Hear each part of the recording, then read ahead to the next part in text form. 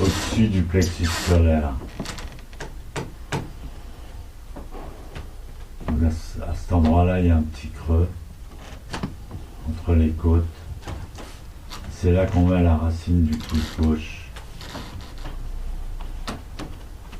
Ensuite, on recouvre le pouce gauche, le poing gauche, avec la paume de la main droite. On essaie de garder les avant-bras bien horizontaux, les épaules relâchées.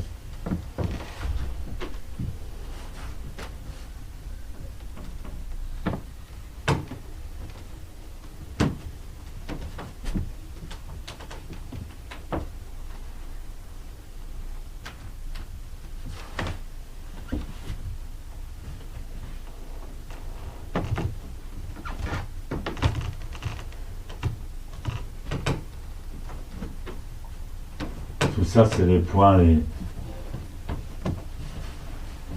les serrures pour ouvrir des portes. Tous les petits détails qu'on apprend en zazen, il faudrait écrire un livre avec marqué tendez le genou, poussez la terre avec le gros orteil.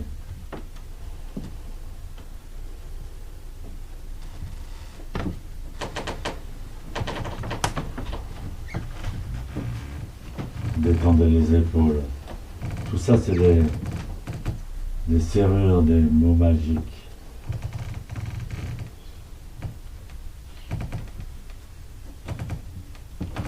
Pourtant, on nous dit que le véritable zazen, dans le véritable zazen, on abandonne toute pensée consciente.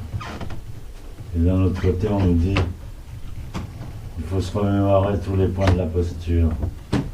Chaque fois qu'on fait zazen, il faut se remémorer les points de la posture. Menton rentré, tendez la nuque. C'est contradictoire.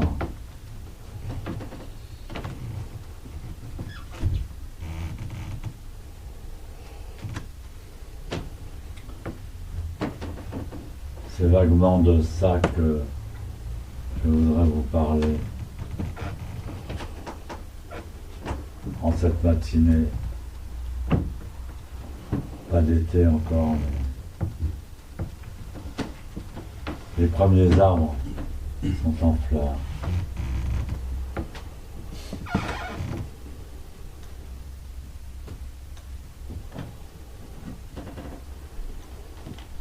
Et de réaliser également que nous sommes bien petits et bien peu de choses pour prétendre à la posture du Bouddha.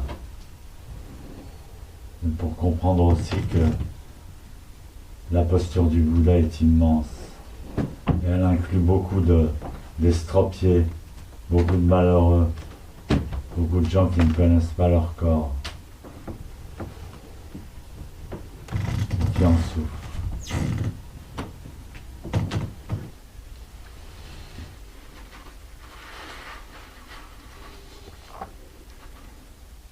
Ça fait des années que je commente le Shinjinmei. J'ai toujours pas fini. C'est tellement riche. Il y a tellement tous les secrets de l'humanité là-dedans. Et donc le Shinjinmei dit le minimum est identique au maximum. Nous devrions effacer les frontières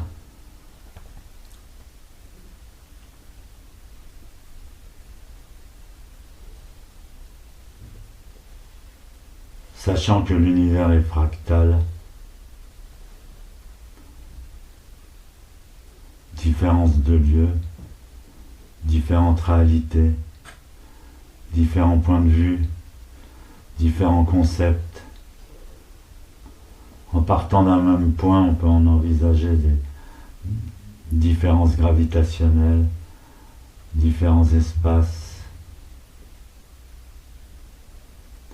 différentes distances, différentes vitesses.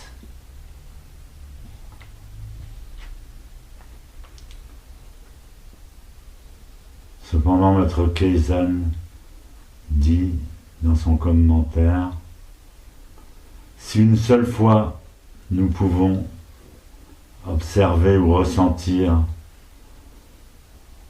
le cosmos dans sa totalité, je rappelle parce qu'il est fractal. Fractal, ça veut dire que c'est infini et que tout s'enchevêtre à l'infini.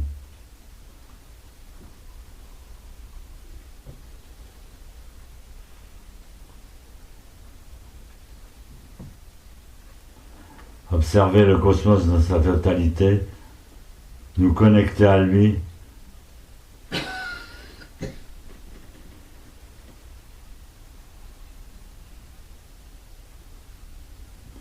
nous pourrions cette fois-ci nommer cela pénétrer la grande terre.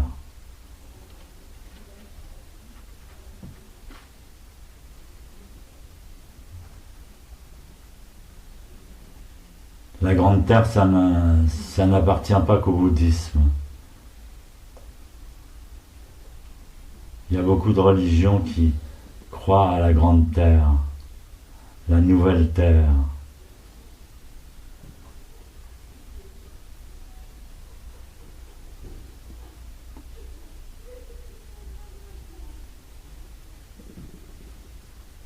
Tous les sages et tous les êtres ordinaires le réalisent, quoi qu'il en soit, ou ne le réalisent pas. Ils y vont dans la grande terre ou ils n'y vont pas. D'un seul coup d'œil, nous pouvons saisir ou rejeter toute chose, à toute vitesse. Nous pouvons être un Bouddha ou un animal. Nous pouvons réaliser l'unité, mais attention, ce pouvoir n'est pas celui des autres. Il est le nôtre, dans le bon sens et dans le mauvais sens. Il est le nôtre, il n'est pas celui des autres. C'est pas grâce aux autres, c'est pas à cause des autres.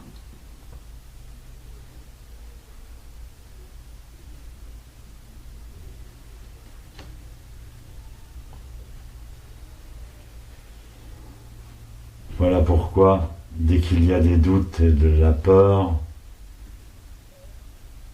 on ne peut plus rien obtenir. Plus rien ne se réalise.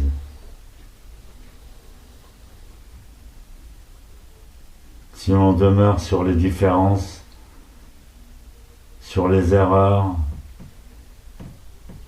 nous ne comprendrons plus les éléments qui nous font face. Nous perdrons cette intimité divine, de ressentir que tout est amour et tout est lié à tout.